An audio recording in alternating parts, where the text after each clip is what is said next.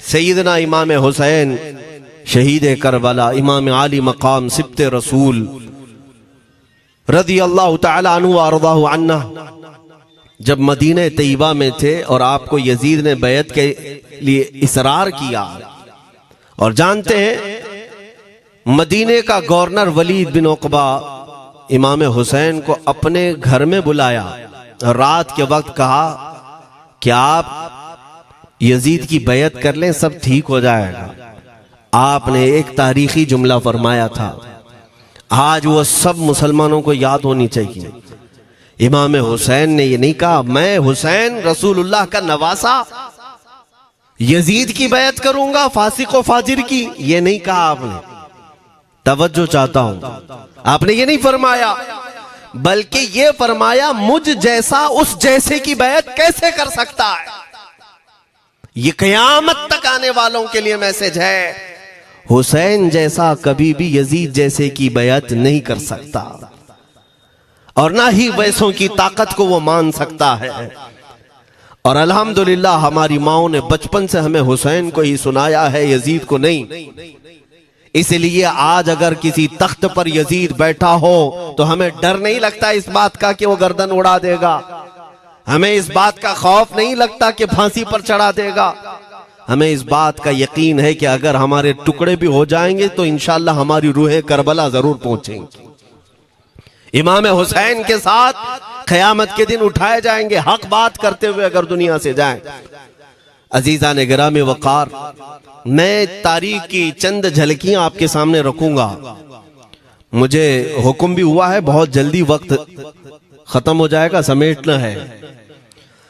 मैं चंद मिसालें आपके सामने रखता हूं। ताकत किसे कहते हैं, कुव्वत किसे कहते हैं। जिम में जाकर बॉडी बनाने वाला ताकतवर है, काजू बादाम खाने वाला ताकतवर है, मुक्के मारने वाला ताकतवर है। कौन है ताकतवर? ताकत किसे कहते हैं? मेरे अजीजों, असल ताकत तो ये है कि तुम इस्तेमाल अपने हाथ पैर कुछ भी ना करो, लेकिन खलबली दूसरों में मची रहे। ये असल ताकत है, ये रब ताला की तरफ से दी हुई होती है इनाम में। वरना आप सोच सकते हैं कि हुसैन आजम के साथ जो लोग आए थे वो कुल काफिला कितना था। अलग अलग रिवायतें, इमाम हुसैन के साथ 135 लोग थे, बाज रिवायात में है 96 थे, 96 लोग थे, बाज रिवायत में 82 थे। शहीद होने वालों की तादाद 72 है। लेकिन इस बात पर अक्सर उलमा मुहद्दिसीन का ख्याल है कि 82 लोग थे, 82 लोग थे। 82 के मुकाबिल में कितने लोगों को आना चाहिए रास्ता रोकने के लिए? अगर किसी आम आदमी से भी पूछे तो डबल कर दो, ट्रिपल कर दो, 4 गुना ज्यादा कर दो। नहीं, 82 को रोकने के लिए पहले 1000 लोग आए, फिर वो 1000 के बाद 4000 प्लस आए, 5000 लोग सिर्फ 82 लोगों को रोकने के लिए आए रास्ता। फिर ये लोग 4 दिन तक रास्ता रोकते ही रहे, 5000 लोग मिलकर। 10वीं मुहर्रम होने से पहले पहले फिर तकरीबन 16000 लोग आए, यानी तकरीबन पूरे टोटल मिलाकर 22000 के करीब, 21000 समथिंग कुछ। 22000 की फौज क्या माने रखती है? किसको रोकने के लिए? 82 लोगों को। इसी से समझ में आता है असल ताकत किसे कहते हैं। ताकत इसी को कहते हैं कि उधर 3 दिन के भूखे और प्यासे हैं, उनके खीमों में साजो सामान भी नहीं, जंग के असबाब भी नहीं, और वो जंग की नीयत से भी नहीं गए। उसके बावजूद 22000 के सीनों में जो खलबली मची है, दुनिया इसी को समझ नहीं पा रही है। अगर दुनिया ये समझती है क्वांटिटी का नाम ताकत है तो हम उसको रद्द करते हैं, नहीं, क्वालिटी का नाम ताकत है। ईमान ये असल ताकत है। और एक तारीखी बात मैं आपके सामने रखता हूं। इमाम हुसैन का रास्ता रोकने के लिए सबसे पहले यजीद की फौज से जो शख्स आया था उसको हुर बिन यजीद कहते हैं। हुर बिन यजीद रियाई 1000 का लश्कर लेकर के ये इमाम हुसैन का रास्ता रोकने आए। 2 दिन तक इधर उधर घुमाते रहा, और जब जब नमाजें होती रही, इमाम हुसैन मुसल्ला इमामत पर हैं और ये यजीदी इक्तिदा भी कर रहे हैं। हर जमात इमाम हुसैन के पीछे हो रही है। लेकिन मैं आपको बताता हूं 10वीं मुहर्रम से पहले इमाम हुसैन ने खुतबा दिया और यजीदियों से कहा, क्या तुम मेरी हैसियत को नहीं जानते? मैं फातिमा जहरा का बेटा हूं, हैदर कर्रार का नूर नजर हूं, रसूलुल्लाह का नवासा हूं। मेरी निस्बतें क्या तुम्हें नहीं मालूम? तुम मेरे खून से अपने हाथों को न रंगो। मैं तुम्हारे पास ऑप्शन रखता हूं, मैं इस रास्ते से अपने वापस मदीने की तरफ जाता हूं या किसी साहिल की तरफ या दिमश्क जाऊंगा। जंग करना नहीं चाहता तुमसे। ये 3 ऑप्शन जब इमाम हुसैन ने रखा तो यजीदियों ने एक को भी कबूल नहीं किया। वो जंग करना ही चाहते थे, इमाम हुसैन के खून के साथ खेलना ही चाहते थे।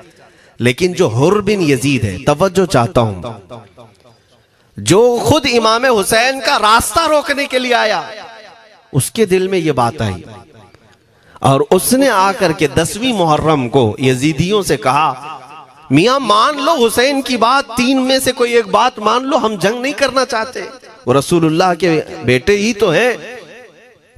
तो सारे जो सिपह सालार बड़े बड़े थे, अमर बिन साद, शिमर वगैरह, हुर बिन यजीद से कहने लगे, तुझे कौन कहता है फैसला करने के लिए? तू सिपाही है, 1000 की नफरी तेरे साथ दी गई है, बस अगर तुझे हमारे साथ रहना है तो मैदान में जमा रह, वरना चला जा, तू सुलह की बातें मत कर। हुर बिन यजीद उसी दिन 10वीं मुहर्रम को उन यजीदियों से कहता, अच्छा अगर तुम मेरे इस बात को नहीं मानते तो तुम्हारी सिपह सालारी तुम्हें मुबारक, मैं हुसैन के खीमे में जा रहा हूं। जो यजीद की तरफ से आया था वो किधर चला गया? मौला हुसैन के खीमे में। कब? सिर्फ 10वीं मुहर्रम, एक रिवायत में 9वीं मुहर्रम को, एक दिन पहले इमाम हुसैन के खीमे में आया, दस्तबोसी की, माफी मांगी और इमाम हुसैन ने कहा, अब तुम जा सकते हो अपने घर।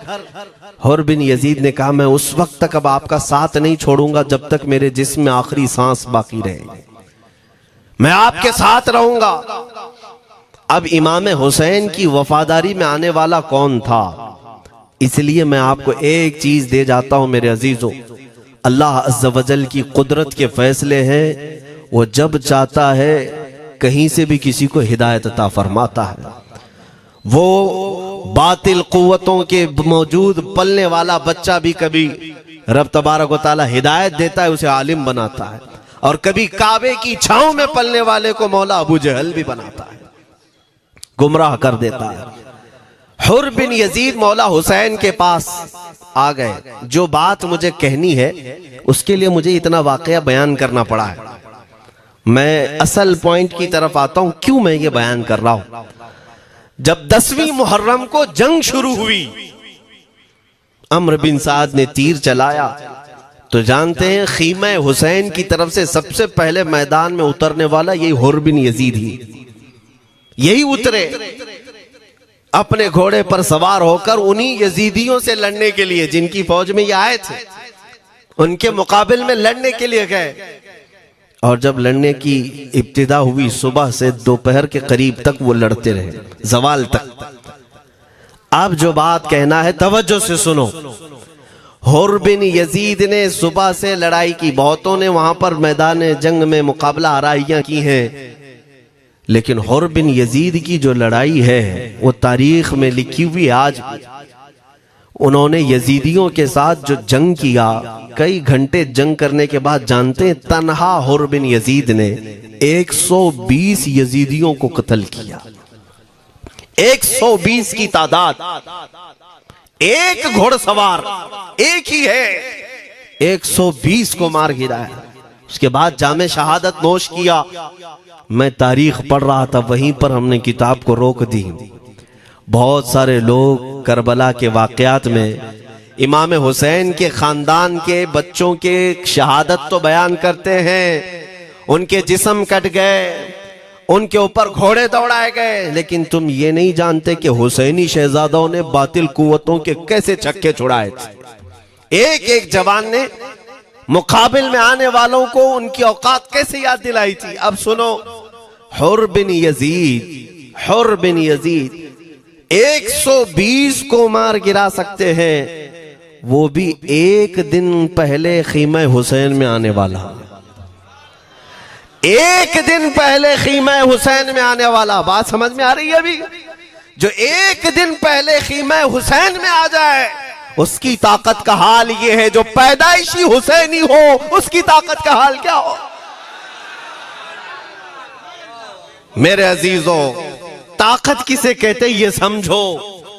यह और बात है कि लोगों को अपनी ही औकात मालूम नहीं, अपनी हैसियत मालूम नहीं है। होता क्या है मैं आपको बताऊं। अल्लामा अब्दुल मुस्तफा आजमी साहब ने एक बड़ी प्यारी बात लिखी है। वो गुजरात के हालात बहुत अच्छी तरह से जानते थे। आपने एक बहुत अच्छी बात लिखी जो हमारे तमाम चीजों से या आज के जमाने में ये चीज मैच होती है। एक ताजिर तिजारत करने के लिए निकला, उसके पास कुछ कीमती हीरे थे, कीमती हीरे थे, और वो हीरों की तिजारत करता था और एक चोर उसके पीछे पड़ गया। और वो चोर रोजाना वो चोरी करने के चक्कर में रहता था कि जब रात को ये ताजिर सोए तो मैं ये हीरे निकाल लूंगा। लेकिन 2-3 दिन जब जब वो ताजिर सोता था वो पूरे हीरे चेक करता था, कहीं नहीं मिलते थे। थक गया चोर।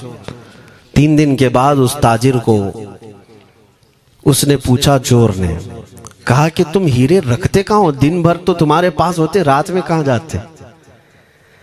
तो उस ताजिर ने कहा, अकल का अगर तू इस्तेमाल करता तो तुझे बात समझ में आती। रोजाना मैं तेरे ही जुब्बे में रात को ये हीरे रखकर खुद सो जाता था। वो अपना नहीं तलाश करता, इसका तलाश करता। बिला तशबीह बिला तमसील। मेरे अजीजों, तुम्हारे पास जो ताकत है तुम्हें उसका अंदाजा नहीं। तुम जो मोहब्बत मुस्तफ़ा सल्लल्लाहु अलैहि वसल्लम की शमा अपने सीने में रखते हो, मौला करीम का वादा है तुम्हारे साथ, काना हक्कन अलैना नस्रुल मोमिनीन। रब ताला फरमाता हमने अपने ऊपर लाजिम कर लिया है कि ईमान वालों की मदद करें। और हमने मदद देखी है, रब ताला की मदद देखी है। आज के इन हालात में मुझे बताओ, भौंकने वाले भौंक ही रहे, बाकी तुम्हारा क्या बिगाड़ लिया, क्या तुम्हारा खराब किया? बस ये है कि तुम अपने अंदर खलबली मत मचाओ और ज्यादा खौफ और हिरास में मत जियो। अल्हम्दुलिल्लाह मुसलमान हैं, मोमिन हैं, किसी चोर कौम से तुम्हारा रिश्ता नहीं है। तुम दुनिया की उस अजीम कौम हो जो सिर्फ और सिर्फ अपने रब ताला के हुजूर झुकती है, और अपने रब तबारक व ताला के हुजूर ऐसे झुकती है। मैं चैलेंज के साथ कहता हूं, पूरी दुनिया में कोई कम्युनिटी, कोई कौम ऐसी नहीं है जो अपने खुदा को देखने के बाद ही झुकती है। जिसकी भी जाओ, उनके खुदाओं की तस्वीर वहां पर सामने होती तभी झुकते हैं। वो चाहे ईसाई हो, यहूदी हो, कोई भी हो, उन्होंने कोई ना कोई या मूर्ति बनाई है या तस्वीर बनाई है, तब वो झुकते हैं। तन्हा तुम ईमान वाले हो जो आज तक अपने खुदा को देखा नहीं लेकिन हर दिन सजदा करते हो, तुम्हारा ये ईमान है।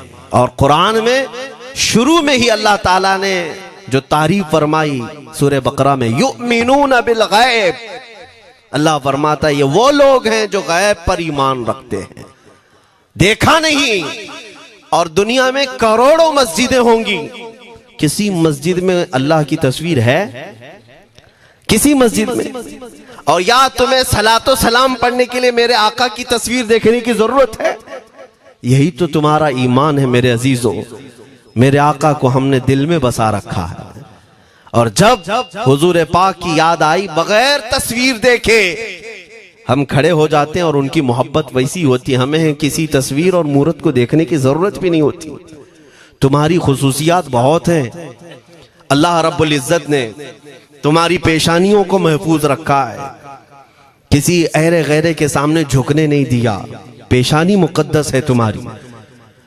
हाँ, ये तो नहीं है कि तुम किसी दरख्त पर भी चले जाओ, पत्थर पर भी चले जाओ, चूहे पर भी झुक जाओ, सांप पर भी झुक जाओ, नहीं है। एक सहाबी हैं, ईमान लाने के बाद वो कहते हैं, या रसूल अल्लाह सल्लल्लाहु अलैहि वसल्लम, दो वाकयात ऐसे हैं जो ज़माने जहालत में हम करते थे। एक वाकया याद करता हूं तो रोना आता है और एक वाकया याद करता हूं तो हंसी आती है। हुजूर ने फरमाया वो दोनों क्या है बताओ। उन्होंने कहा पहला वाकया तो ये है जिसको याद करके रोता हूं कि जवानी में जब हमारे घर बेटी पैदा होती थी तो हम उसका गर्दन मरोड़ कर दफन कर देते थे। आज मुझे ये बात याद आती है तो रोना आता है कि हमने ऐसे कई बच्चियों को दफन कर दिया। अरब वाले दामाद बनाना नहीं चाहते थे और बेटियों को पहले ही मार देते थे। ये वो सहाबी कहते हैं अब याद आती है बात तो रोना आता है। मेरे आका सल्लल्लाहु अलैहि वसल्लम ने फरमाया फिर हंसी किस बात पर आती है। कहते हैं जमाने जहालत में हमारे खुदा जो होते जिनकी हम इबादत करते थे तो जब सफर में जाना होता था तो आटा गूंद करके खुदा बना लेते थे, क्योंकि सफर में जाना है और हर जगह उनको साथ में रखना था खुदा को। वो साहब कहते हैं सफर के खुदा और होते थे, हवा का अलग, पानी का अलग, मिट्टी का अलग, सब लेकर के चलते थे। फिर हुजूर ने फरमाया हंसी किस बात पर आती है। वो कहते हैं बीच रास्ते में अगर खाना खत्म हुआ तो कभी खुदा का हाथ तोड़ के खाते थे, कभी पैर तोड़ के खाते थे। अरे मेरे अजीजों 1400 साल बाद आज जब आप हंस रहे हैं उस सहाबी को तो इस बात पर हंसी आती होगी। मैं ये बात सिर्फ इसलिए अर्ज कर रहा हूं कि शुक्र मनाओ अल्लाह रब्बुल इज्जत का कि तुम्हें रब तबारक व तआला ने उस कौम में पैदा किया है जिसका माथा सिर्फ वहदहू ला शरीक की बारगाह में झुकती है। तुम ईमान वाले हो और मैंने आयत यही तिलावत की खुतबे में, वला तहीनु वला तहज़नु व अंतुमुल अअलौना इन कुंतुम मुमिनीन। घबराओ मत, परेशान मत हो, तुम सबसे ज्यादा सरबुलंद रहोगे अगर तुम ईमान वाले हो। ये कुरान की आयत है। ईमान किसे कहते हैं? ईमान किसे कहते हैं? यानी अल्लाह ने फरमाया अगर तुम ईमान वाले हो तो सबसे ज्यादा कामयाब हो। अब हम पूछते हैं रसूल पाक से ईमान किसे कहते हैं? मेरे आका की जुबान से सुनो, ला युमिनु अहदुकुम हत्ता अकूना अहब्बा इलैहि मिन वालिदिही व वलदिही वन नासी अजमईन। हजरत अनस से रिवायत है, हुजूर पाक सल्लल्लाहु अलैहि वसल्लम फरमाते हैं तुम में से उस वक्त तक कोई कामिल ईमान वाला नहीं हो सकता जब तक अपने वालिदैन, अपने बच्चे, अपने और सारे इंसानों से ज्यादा मैं उसके नजदीक महबूब ना बन जाऊं। हुजूर से कामिल मोहब्बत जब तक ना करोगे तब तक ईमान भी कामिल नहीं है। खुलासा कलाम यही है कि मोहम्मद से वफा तूने तो हम तेरे हैं, ये जहां चीज है क्या लौह कलम तेरे हैं। बस इसी बात पर आपको आना है। इकबाल भी ये कहता है मैं जर्मनी गया, यूरोप का सफर किया, वहां की तरक्कियों को देखा और वो लोग बहुत आगे बढ़ रहे थे। मैं इसीलिए सफर किया कि मैं वहां तहकीक करके आऊं, देखूं, अपनी कौम को आकर के मैं बताऊं मुसलमानों को कि किस फील्ड में तुम जाओगे तो कामयाब होंगे। साइंस में, फिजिक्स में, ज्योग्राफी में, केमिस्ट्री में, मैथ्स में, कौन सी फील्ड में तुम जाओगे तो ज्यादा माहिर होगे। कई साल इकबाल ने वहां की खाक छानी, तहकीकात किया और वापस जब आया अपनी कौम की तरफ, अल्लामा इकबाल कहते हैं मैं सारी दुनिया वहां की यूरोप की छान करके आया, यही देखने गया था कि मेरी कौम किस मैदान में उतरे तो कामयाब होगी। तो लोगों ने पूछा क्या वो तुम्हें राज मिल गया? वो कहते हाँ मुझे राज मिल गया। लोगों ने पूछा किस मैदान में उतरे?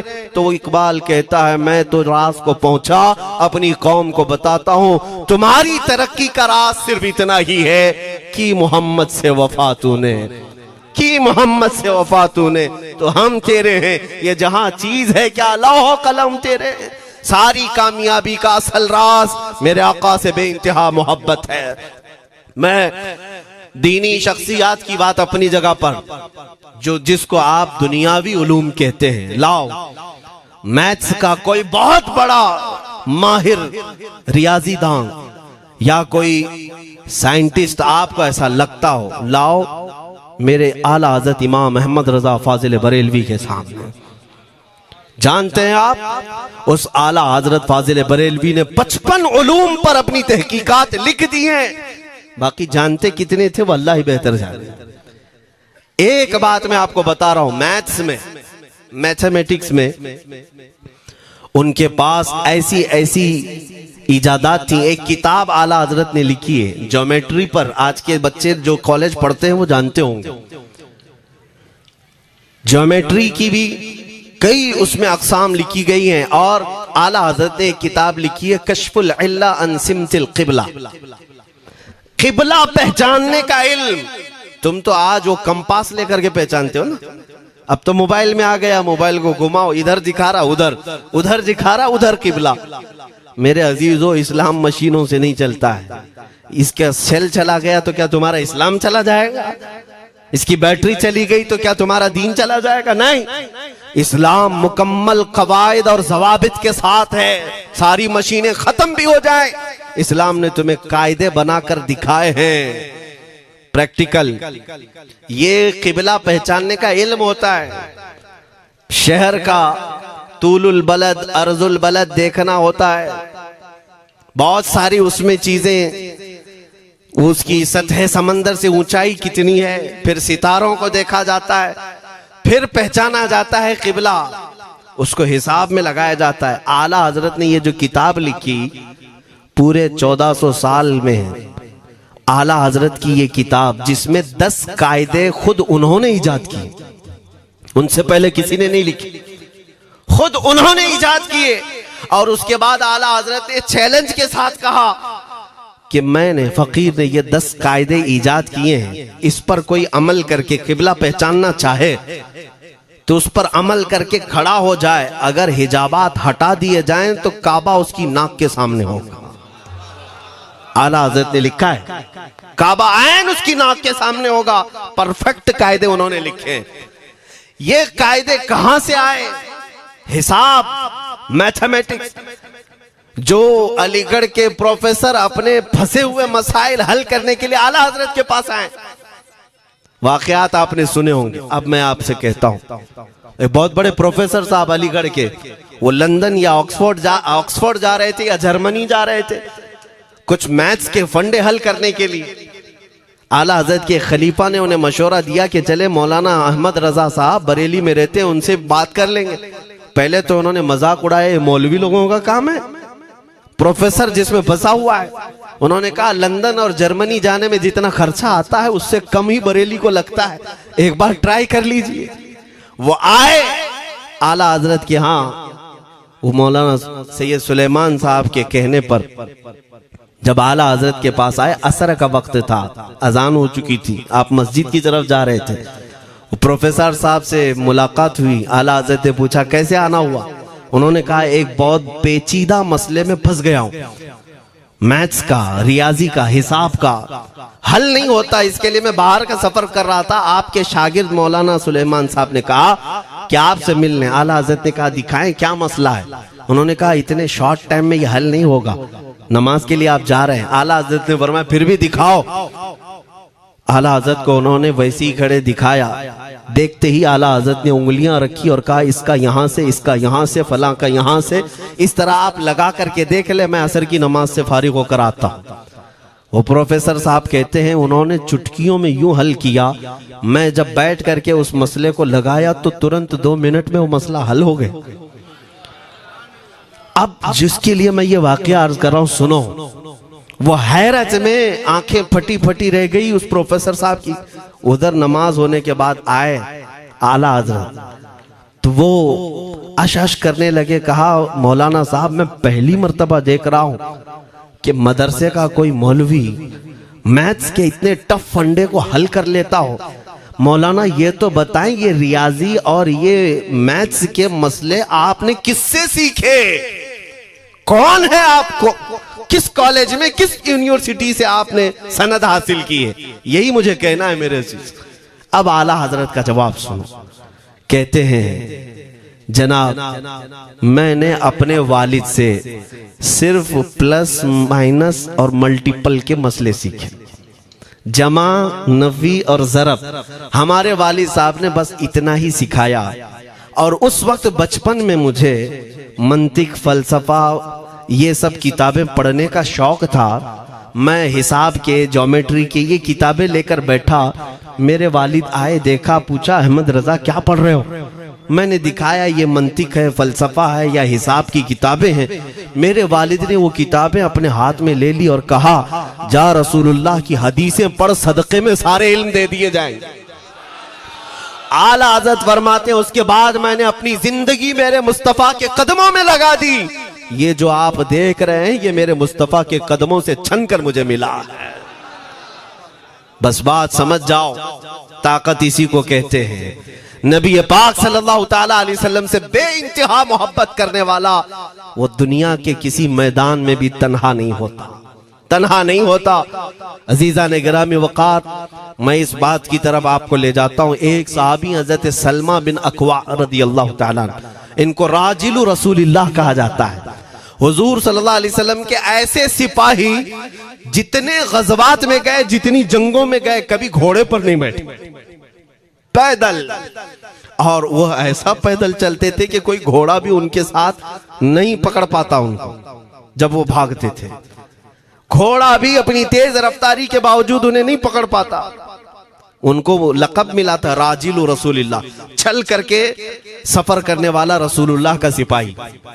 एक बार ऐसा हुआ, एक बनु कार्रा का शख्स जिसका नाम अब्दुर्रहमान है, ये मुनाफिक था, खबीस था। इसने तकरीबन 400 लोगों को जमा किया, अपने हम मिजाज लोगों को, और मदीने पर रात के वक्त एक बगीचे पर हमला किया, पूरे बगीचे को आग लगा दिया। और उसके बाद फिर जो खजूरें थी वहां से सब लूट लिया, लूट करके अपने घोड़ों पर रख लिया और निकल पड़ा। उस वक्त सिवाय हजरत सलमा बिन अक्वा के कोई नहीं था। उधर 400 लोग लूट मार कर रहे हैं और खजूरें जमा कर रहे हैं, और ये तन्हा साहबी। इस साहबी का हाल ये है, घोड़ा भी नहीं होता था कभी नहीं। अब इनको जलाल आया कि मेरे मुस्तफ़ा के शहर की एक खजूर भी मैं बाहर जाने नहीं दूंगा जो चोरी करके जा रहा है। उसके बाद आपने पीछा करना शुरू किया। और हकीकत देखें, आप जब हदीस पढ़ेंगे, आला हजरत ने अल मलफूज में भी इसको नकल फरमाया। जब तक मैं ये हदीस पढ़ रहा था इतनी हंसी भी आती है और उनकी इस बहादुरी पर दिल खिल जाता है और सीना चौड़ा होता है कि वो अकेले किस बात पर भाग रहे थे। उनके पीछे 400 लोगों के पीछे भाग रहे। अच्छा, कोई ये कहे कि नादान आदमी है, 400 लोगों को नहीं देख रहा, अकेला भाग रहा है, हो सकता है इनको कोई कह दिया हो, लेकिन मुझे हैरत उन 400 पर हो रही है जो एक से डर के भाग भी रहे थे। वो भी भाग रहे हैं, एक दौड़ा रहा है और 400 भाग रहे हैं। वह अब्दुर्रहमान कार्रा का रहने वाला कारी भागा जा रहा है और सबसे कह रहा है सलमा बिन अक्वा से अपनी अपनी जान बचा लो।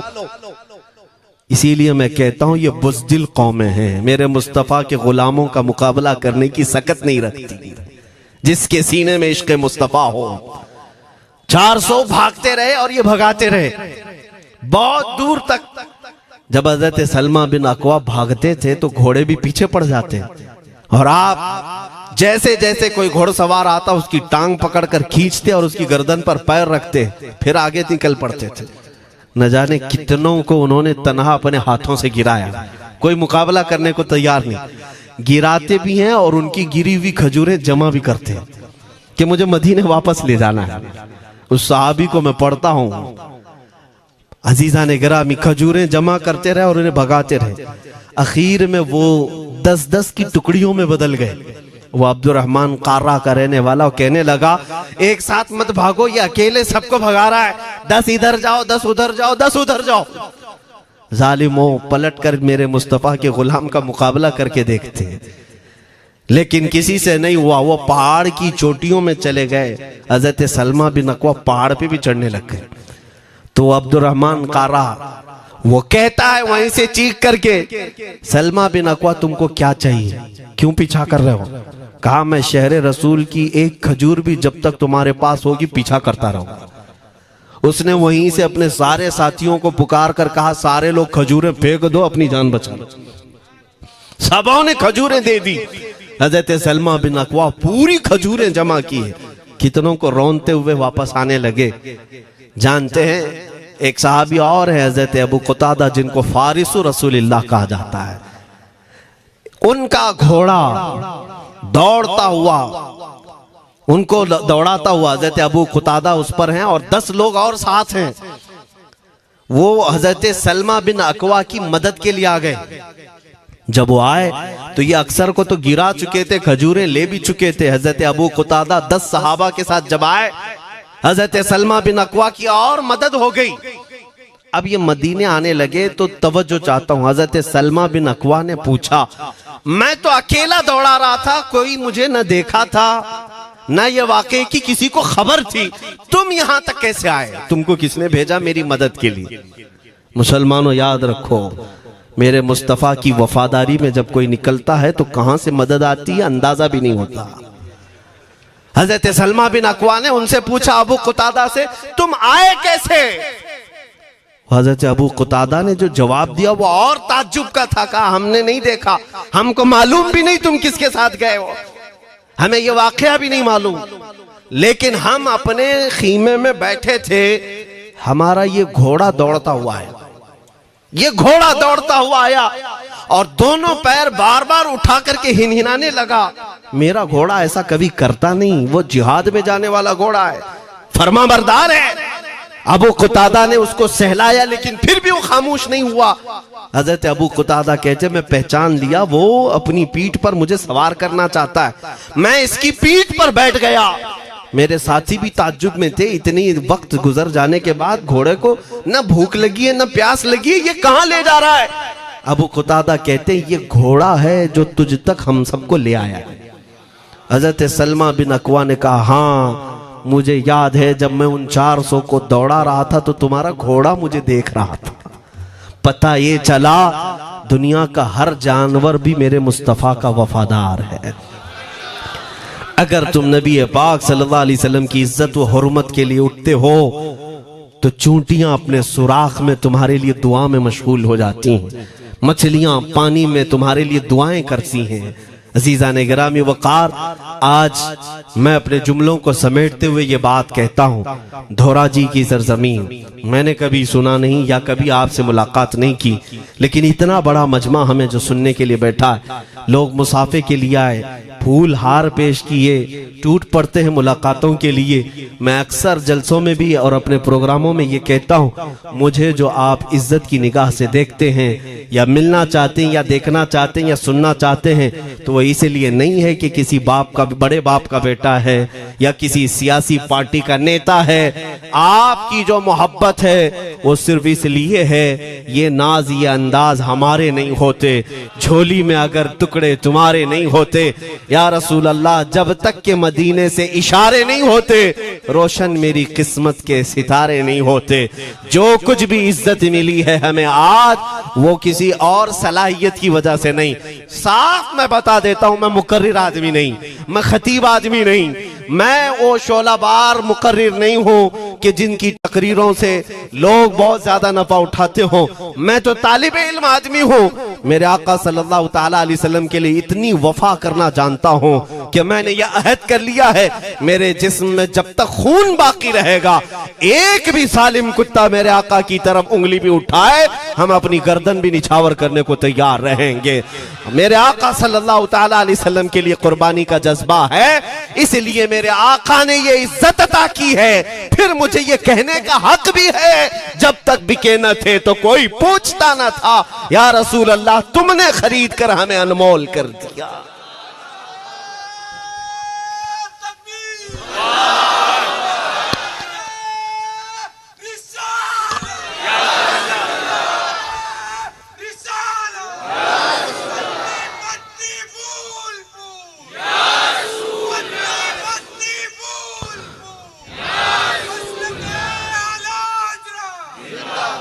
मेरे अजीजों, इस बात पर आज तुम्हारा इत्तिहाद होना है, आज तुम्हारा इत्तिहाद होना है। मैंने काफी इलाकों के दौरे की और देख लिए, लोग जो कहते हैं हम बिखरे हुए हैं, बटे हुए हैं, टुकड़ों में हैं, लेकिन मैंने सबको देखा, यकीनन फिरकों में भी बटे हैं, सिलसिलों में भी। हालांकि सिलसिलों में इख्तिलाफ होना नहीं चाहिए, जो सलासिल हक्का हैं वो सब मदीने तैयबा की नहरें हैं, इख्तिलाफात नहीं, लेकिन उसके बावजूद बटे हुए लोग हैं। एक दूसरे से मुसाफा नहीं करना चाहते, एक दूसरे के पीछे नमाजें नहीं पढ़ना चाहते, जो खाली सुन्नी होकर भी, ईमान वाले होकर के भी। मैं बहुतों से ये शिकायतें सुना कि हम में बहुत सारे इख्तिलाफात हैं, लेकिन इसका हल तकरीरें हैं, तहरीरें हैं, लोगों को समझाना है, इस्लाह करना है, सब करके देख लिया। लेकिन एक बात मैंने खुद प्रैक्टिकल देख लिया कि 1000 टुकड़ों में क्यों ना बटे हों, लेकिन मेरे मुस्तफ़ा का नाम आ जाए तो हर कोई मुत्तहिद नजर आता है। ये हमने देख लिया है, ये हमने देख लिया है। किसी भी पीर से बैत क्यों ना हो, मैं दूसरों की बात नहीं करता, लेकिन मैंने पूरे हिंदुस्तान के कोने कोने में देखा है जाकर के, किसी भी सुन्नी सहीहुल अकीदा पीर से बैत क्यों ना हो, अगरचे उसके आपस के झगड़े हों, लेकिन हमने एक मजमे में मुझे सुनने वालों को, ऐसे इख्तिलाफ वालों को भी देखा, दोनों सुन रहे हैं, लेकिन जब हमने पूछा मेरे मुस्तफ़ा करीम की इज्जत पर बात आए तो तुम में से कौन खड़ा हो सकता है, हर इख्तिलाफ रखने वाला भी ये कहता है या रसूल अल्लाह, ये जिस्म भी तुम्हारा, ये जान भी तुम्हारी, करूं तेरे नाम पे जां फिदा, न बस एक जान दो जहां फिदा, दो जहां से भी नहीं जी भरा, करूं क्या करोड़ों जहां नहीं। ये हर एक का नारा है। इससे पता ये चला कि आज तुम सबको अगर कोई चीज जोड़ सकती है तो नाम मोहम्मद है, मेरे मुस्तफ़ा करीम सल्लल्लाहु अलैहि वसल्लम की मोहब्बत है। गुंबदे खजरा की छांव में सबको जमा करो, इंशाअल्लाह अज़ीज इत्तिहाद बरकरार रहेगा। असल की तरफ नजर रखो, बादशाह की तरफ नजर रखो। बाकी जितने वली हैं, जितने पीर हैं, सब वजीर हैं, सब वजीर हैं, बादशाह सिर्फ मेरा मुस्तफ़ा है।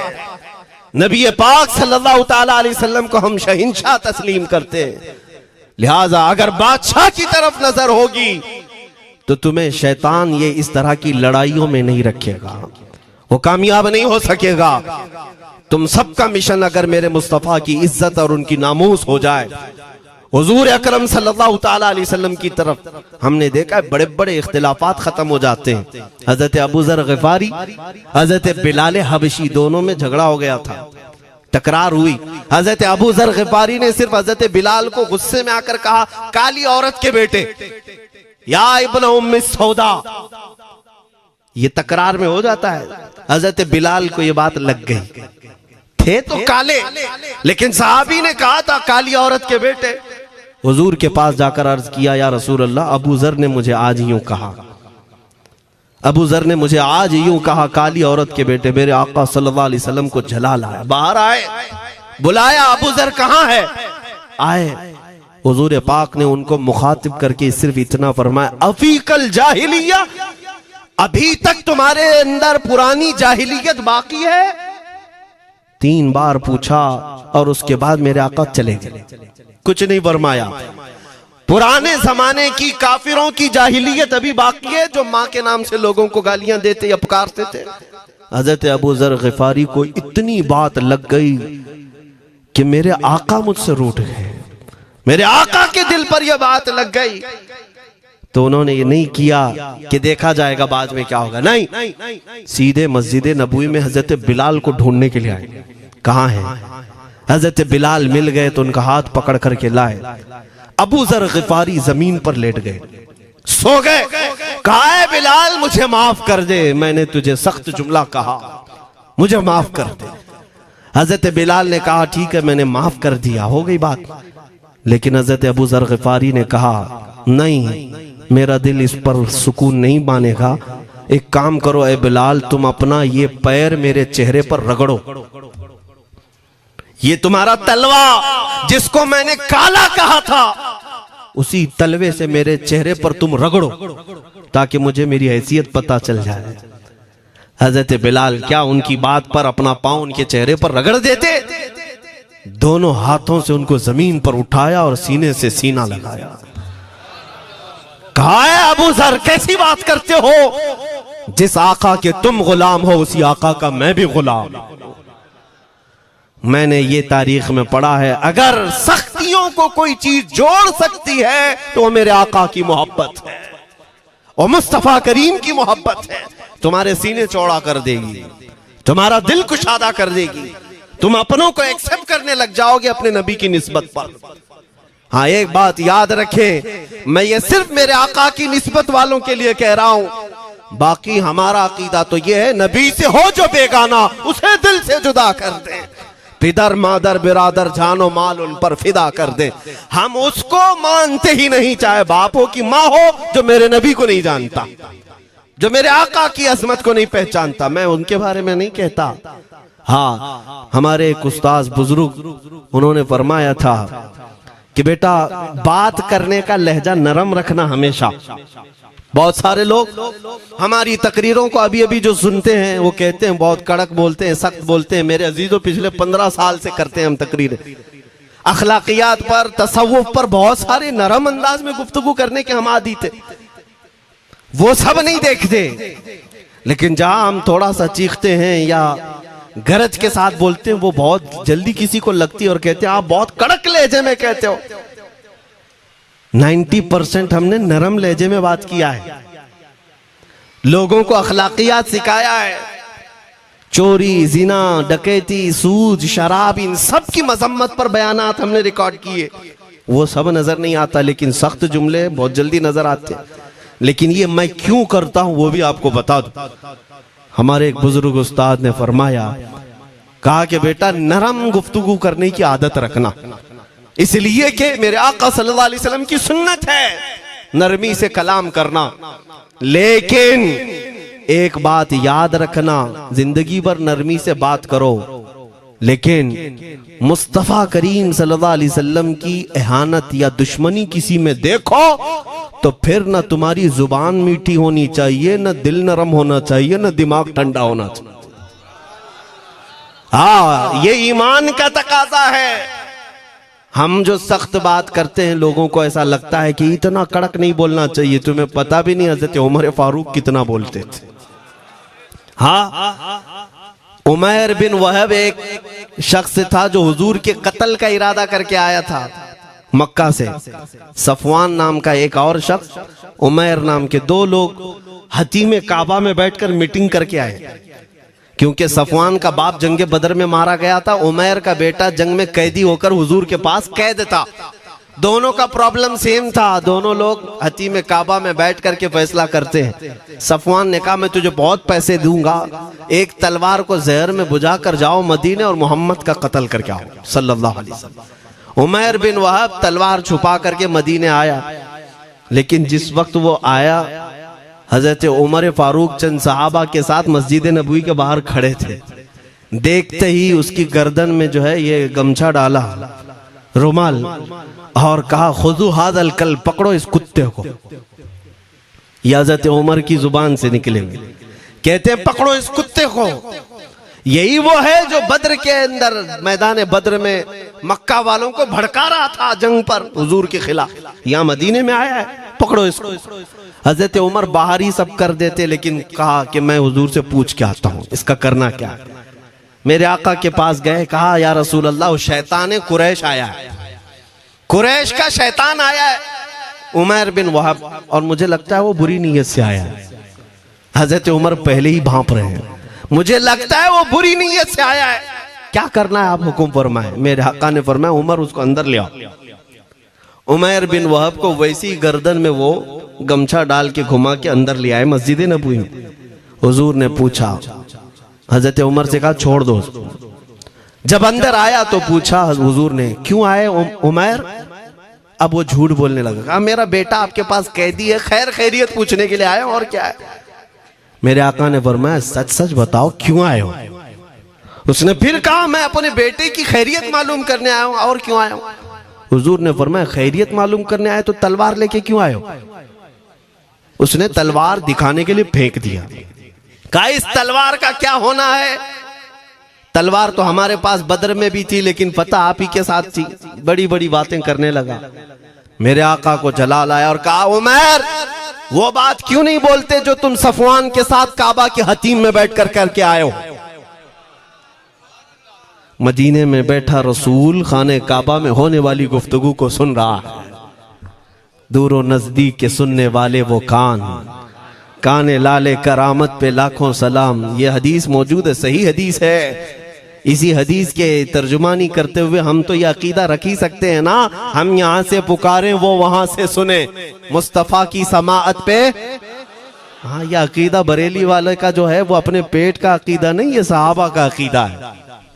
मेरे अजीजों, जब मेरे आका ने फरमाया वो बात बताओ जो हतीम काबा में करके आए हो, अब थर थर थर कांपने लग गया। इससे इस रसूल से क्या छुपाएं जो हतीम काबा में तन्हाई में होने वाली मीटिंग को भी जानता हो। कहा अब मैं क्या बताऊं जब आपको सब मालूम है। अब मैं जो कहना चाहता हूं वो ये है, अशहदु अन्नका मुहम्मदन रसूलुल्लाह, मैं गवाही देता हूं कि आप मोहम्मद अल्लाह के रसूल हैं सल्लल्लाहु। ईमान ले आए।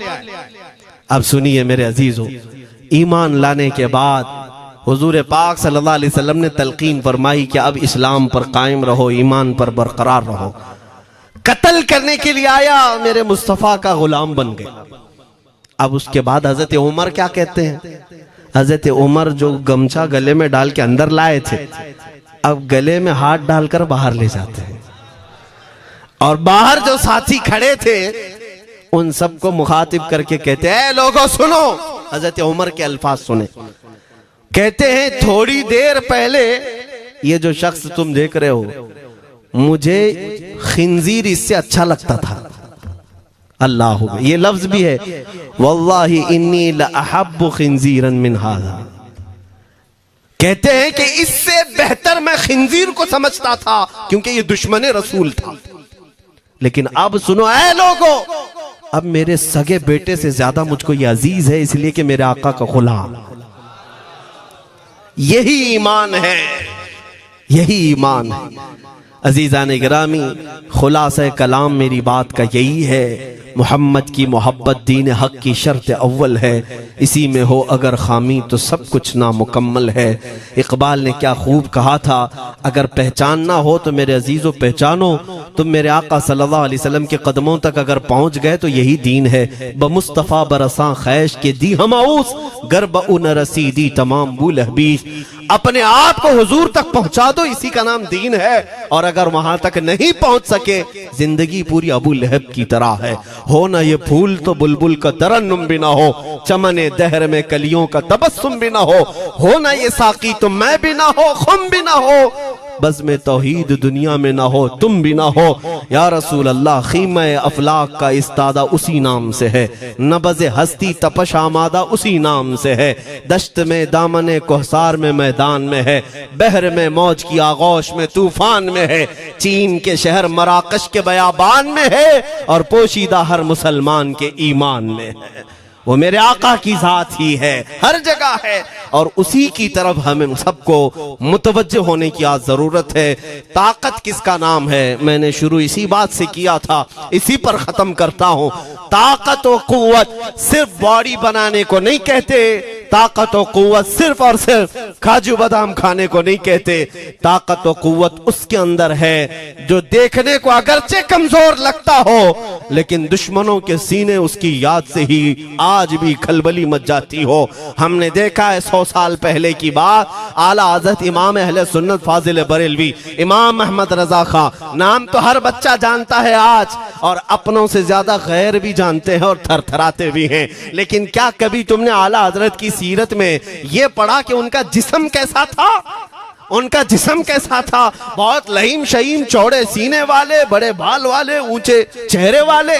नहीं मेरे अजीजों, तारीख में आप पढ़ोगे आला हजरत कसरत से लिखने की वजह से, कसरत से इबादत की वजह से जिस्मानी एतबार से बड़े दुबले पतले थे, बड़े दुबले पतले थे। लोग देखने वालों ने यह कहा है जिस्मानी साख्त ऐसी नहीं थी कि कोई पहलवान नजर आता हो, दुबले पतले थे, नहीफ थे, देखने में कमजोर लगते थे। लेकिन मजाल है जब वो आशिक रसूल का कलम चलता था, कलम चलता था, और वो भी यूं पुकार कर कहता था ये रजा के नेज़े की मार है, क्या आदू के सीने में गार है, किसे चारा जोई का वार है कि ये वार वार से पार है। और फिर उन काफिरों को कहा था उस इमाम अहले सुन्नत ने, किल के रजा है खंजरे खूंखार बरकबार। ये कोई दावा नहीं कर सकता आज। किल्क किसको कहते हैं समझा भी देता हूं मैं आपको। किल के रजा, आला हज़रत अपने कलम को कह रहे हैं, किल्क मतलब कलम, रजा का कलम कैसा है? खंजरे खून खार बरकबार, यानी खून पीने वाला खंजर और चमक पैदा करने वाली जो बिजली होती है। आला हज़रत बड़े नरम दिल भी थे, रहम दिल भी थे। अपनों को जब नवाजते थे तो बेहिसाब नवाजते थे। आजिजी ऐसी कि बच्चों से भी माफी मांगते, आजिजी ऐसी, और अपने पीर खाने पर जाने की बात आए तो चप्पलें कितनी दूर छोड़ जाए। गुरूर और घमंड की बात नहीं, लेकिन जब मेरे मुस्तफा के दुश्मनों से मुकाबले की बात आती तो यूं कहते, तुम क्या समझते हो किल के रजा है खंजरे खूंखार बरकबार, आदा से कह दो खैर मनाए न शर करे। ये बात ईमान के तकाजे की है। मैं आज हर आलिम से मिंबर पर बैठे हुए और हर मोमिन से यही कहना चाहता हूं, जो मेरे मुस्तफा की इज्जत की बात आए सर चढ़कर बोलना सीख जाओ। मेरे आका ने फरमाया है, जालिम और जाबिर बादशाह के सामने हक बात का ऐलान करना सबसे अफजल जिहाद है। और ये तो कर ही सकते हो। उन पाखंडियों को लफ्ज़ जिहाद से भी डर लगता है और लफ्ज़ जिहाद पर ही बड़ा प्रोपेगेंडा करते हैं। मुझे इस बात का कोई खौफ नहीं। हाँ, लोग ये कहते हैं मौलाना जिहाद के लफ्ज पर थोड़ा साइड होकर के बात कर लेते हैं। तुम बुज़दिल क्यों बने जा रहे हो? लफ्ज़ जिहाद एक पाकीज़ा लफ्ज है, मुकद्दस लफ्ज है। इस लफ्ज को अगर निकाल दिया तो मेरे आका की आधी सीरत खत्म हो जाएगी। कैसे बताओगे नबी पाक की सीरत? बदर को क्या कहोगे? तकरार हुई थी। खंदक, ओहद, तबूक, खैबर, ताइफ, ये सब को क्या कहोगे? तकरार हुई थी। जिहाद लफ्ज है, सेल्फ डिफेंस का नाम है। इतना हक तो हर एक को है मेरे अजीजों। लेकिन ये तो आज मैं ये बात भी नहीं कर रहा हूं तुमको तलवार उठाओ, बंदूक उठाओ, गोली मारो, बंदूक से लो, ये सब बातें तो हम करते भी नहीं, हमें जरूरत भी नहीं। लेकिन हमें पता है हमारे अल्फाज ही काफी हैं। मेरे आका सल्लल्लाहु ताला अलैहि वसल्लम की मोहब्बत जिसके सीने में हो, मेरे आका ने जब ये फरमाया है कि हक बात का ऐलान करना सबसे अफजल जिहाद है, तो इस पर तो हर कोई आज अमल कर सकता है। हक बात कहो, मिंबरों से कहो, और ट्रस्टियों से भी कहता हूं उलमा को कहने की आजादी भी दो कि वो बुज़दिल न बनाए, खौफ न रख रजा जरा, तू तो है अब्दे मुस्तफा। एक बात समझ करके चले, हम मुल्क के खिलाफ, कानून के खिलाफ नहीं बोलना चाहते। मुल्क हमारा भी है, देश हमारा भी है, और यहाँ के कवानीन जिस पर हम अमल कर रहे हैं, खुशी से अमल कर रहे हैं। लेकिन इन जालिमों ने क्या बना दिया है, इनके नजदीक देश पूरा मोदी है। हाँ, इन साहब के बारे में मत बोलो, वो देश है, कल को अगर नहीं रहे तो देश चला जाएगा। मेरे अजीजों, किसी व्यक्ति, किसी शख्स की गलत पॉलिसियों पर तनकीद करने का नाम देश के खिलाफ बोलना नहीं है। हम अपने देश से मोहब्बत ऐसी करते हैं, ऐसी करते हैं। आज भी आजादी का दिन है ना, आजादी का दिन है। ये लगे हाथों ये बात कह करके गुजरता हूं। आज भी जा करके देखें, इंडिया गेट पर सबसे ज्यादा शहीदों के नाम जो लिखे गए हैं वो मुसलमानों के हैं। इनको क्या पता है 1857 से जो अंग्रेजों के खिलाफ लड़ रहे थे, ये लड़ रहे थे। आजादी का परचम सबसे पहले बुलंद करने वाला कोई संगी नहीं था, वो शहीद टीपू सुल्तान था। सबसे पहले तोपमैन हिंदुस्तान का, अंग्रेजों के खिलाफ आवाज बुलंद करने वाला। पूरे अंग्रेज उसके खिलाफ खड़े थे। इनको आज बोलने की तौफीक भी नहीं मिलती। और उसके अलावा वो उलमा की बात कहां चली गई आज? अंग्रेज तारीखदान ने लिखा है कि सबसे ज्यादा हमें खतरा हिंदुस्तान में मुसलमानों से था, और हमने दिल्ली से लेकर कश्मीर तक कोई एक झाड़, कोई एक दरख्त बाकी नहीं था जिसमें हमने एक आलिम को लटकाया नहीं था फांसी पर। जिनकी तादाद गिनी गई है तो तकरीबन 26,000 उलमा को इन्होंने फांसी दी थी, दिल्ली से लेकर कश्मीर तक। मुझे बताओ, जजीरा अंडमान निकोबार में किसको भेजा इन्होंने? मौलाना फजल हक खैराबादी, इनायत अहमद काकोरवी, ये तमाम वो लोग हैं। अल्लामा इनायत अहमद काकोरवी, जिनकी किताब आज तकरीबन हर मदरसे में पढ़ाई जाती है, इल्म सिखा। ये किताब यहाँ चटाई पर बैठकर लिखी हुई नहीं, उस जेल की दीवारों पर लिखी हुई किताब। उसको पढ़ करके आज बच्चे आलिम बनते, हम भी पढ़े। ये वो लोग हैं जिनको सिर्फ और सिर्फ हक बात कहने की बुनियाद पर जिंदगी भर जेल में डाल दिया गया। आज ढूंढ करके निकालो मौलाना फजल हक खैराबादी का मजार कहाँ है, और अंडमान निकोबार में। जहां काला पानी की सजा दी जाती थी। किफायत अली काफी का नाम सुना है मेरे अजीजों? ये नाम का जिक्र आना तो हक बनता है आज की रात जरूर। मुरादाबाद शहर का वो आलिम रब्बानी, वो सिर्फ और सिर्फ मुजाहिद आजादी नहीं बल्कि फना फिर रसूल भी था। आप इसी से अंदाजा लगा लें, आला हजरत जैसा आशिक, हदायके बख्शिश लिखने वाला, आला हजरत के अशार तो पता है ना, इमामुल कलाम कहते हैं। आला हजरत की नातों को इमामुल कलाम कहते हैं। सारे कलामों का इमाम आला हजरत की नाते हैं। पढ़ करके देख लो, वजद आ जाए हुजूर की नाते। लेकिन उस आला हजरत से पूछा गया आप किसकी नाते पसंद करते हैं? आला हजरत फरमाते हैं मैं सिर्फ दो ही लोगों की नाते सुनता हूं, या तो हसन रजा बरेलवी की या अल्लामा किफायत अली काफी की। आला हजरत जिसकी नाते सुनते हो, इसी से अंदाजा कर सकते हो किफायत अली काफी कौन थे। मैं अक्सर जगहों पर इनका तस्करा करता हूं ताकि बच्चों के जहनों में ये बात मुंतकिल हो जाए। अब मैं आपको बताऊं, उनकी जुबान में अल्लाह ने वो ताकत दी थी कि वो जब इश्क रसूल पर बोलते थे तो हजारों का मजमा रोने लगता था, उनकी तरफ आ जाते। और अंग्रेजों को ये बात कतान पसंद नहीं थी। उन्हें कई तरह से गिरफ्तार करने की कोशिश की गई। आखिरकार एक मुनाफिक के जरिए से मौलाना किफायत अली काफी को गिरफ्तार करने के लिए अंग्रेज आए। कितने जानते हैं? 3000 लोग आए एक आलिम को गिरफ्तार करने। हमेशा कुत्ते झुंड में ही आते हैं। हाँ, मॉब लिंचिंग भी जो है ना कुत्ते झुंड में ही करते हैं। किफायत अली काफी रहमतुल्लाह अलैह को गिरफ्तार करके ले गए दारुल इमारत में। अंग्रेजों ने रात के वक्त किफायत अली काफी के कपड़े खोले और उनके जिस्म पर गर्म इस्त्री फेरी। इस्त्री से पूरा दागते थे और जब चमड़ी जल जाती थी तो उस पर नमक छिड़कते थे। हफ्ता भर तक अल्लामा किफायत अली काफी को उन्होंने ये दर्दनाक सजाएं दी। बीच में कई मर्तबा उनको सामने ऑफर रखा, तुम बदल लो अपनी बातें, छोड़ दो अपनी इस कौम को वरगलाना, छोड़ दो ये सब जो तुम तकरीरें करते हो, हम अपने हुकूमत में तुम्हें ले लेंगे, वजीफा भी देंगे, ओहदा भी देंगे। किफायत अली काफी रहमतुल्लाह अलैह ने फरमाया तुम गलत जगह हाथ मारे हो। हाँ, ये वो जगह नहीं है जहां से 500 पाउंड लेकर के कौवा भी हलाल कर दिया जाए, हर चीज जो है तुम्हारे हिसाब की बना दी जाए, ये वो जगह नहीं है। किफायत अली काफी रहमतुल्लाह अलैह ने कहा मेरा दीन इतना सस्ता नहीं है, इतना सस्ता नहीं है। उसके बाद उन्होंने कहा तो फिर तुम मरने के लिए तैयार रहो। कहा खुशी से। 8 दिन के बाद उनको एक चौराहे पर ले जाकर फांसी का फंदा लगाया गया और पूरे मजमे में आपको फांसी के लिए चढ़ाया गया। अंग्रेजों ने पूछा था कोई आखिरी वसीयत है तुम्हारी, कोई आखिरी ख्वाहिश है तो बता दो लोगों में। फांसी पर चढ़ने वाला ये कहता होगा मेरी बीवी से मिल लूं, बच्चों से मिल लूं, जायदाद प्रॉपर्टी की वसीयत कर दूं, मेरे बाद कौन बैठेगा वो कह दूं। लेकिन किफायत अली काफी की बात पर कुर्बान जाओ। उस भरे मजमे में कहते हाँ मेरी आखिरी ख्वाहिश एक ही है, एक बार नाते रसूल पढ़ लो। अल्लाह अल्लाह, एक बार नाते रसूल पढ़ लो। उन्होंने कहा ठीक है तुम्हारी इस ख्वाहिश का हम अदब करते हैं, कर लो। किफायत अली काफी रहमतुल्लाह अलैह फांसी के फंदे पर चढ़ने से पहले क्या मगन होकर के गुनगुना रहे थे, यूं कह रहे थे कोई गुल बाकी रहेगा न चमन रह जाएगा, पर रसूलुल्लाह का दीने हसन रह जाएगा।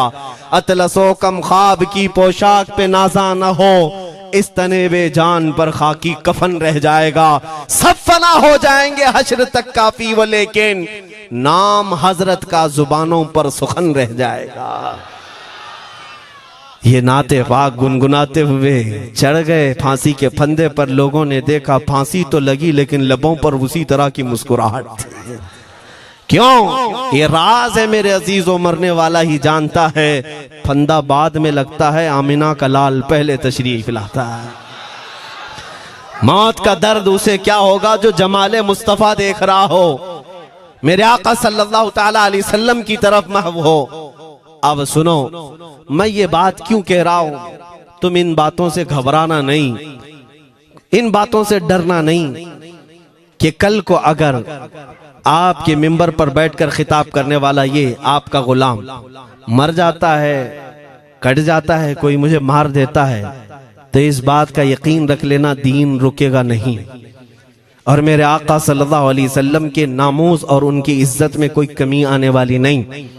हमारे मर जाने से कुछ नहीं होना है, इसलिए कि हर सुन्नी बच्चा जानता है इस्लाम जिंदा होता है हर करबला। हम मरने के बाद इस बात का यकीन रखते हैं अगर हमारी मौत हो गई इस रास्ते में तो इस्लाम की आबियारी होगी, इस्लाम और फूलेगा फलेगा। और हुआ यही, किफायत अली काफी को फांसी का फंदा देकर 8 दिन तक जश्न मनाया था अंग्रेजों ने। जब मौलवी चला गया जो लोगों को तकरीर करता था, हजारों का जमा करता था, हुजूर अकरम सल्लल्लाहु अलैहि वसल्लम की मोहब्बत की बातें करता था, चला गया, हमने फांसी दे दी। लेकिन इन जालिमों को मालूम नहीं मेरे खुदा का कानून क्या है, कुदरत खुदाबंदी का कानून क्या है। मुरादाबाद शहर में ये किफायत अली काफी को 1857 के पहले फांसी दे रहे हैं और उसी साल मुरादाबाद के करीब बरेली शहर में अल्लाह ताला अहमद रजा पैदा कर रहा है।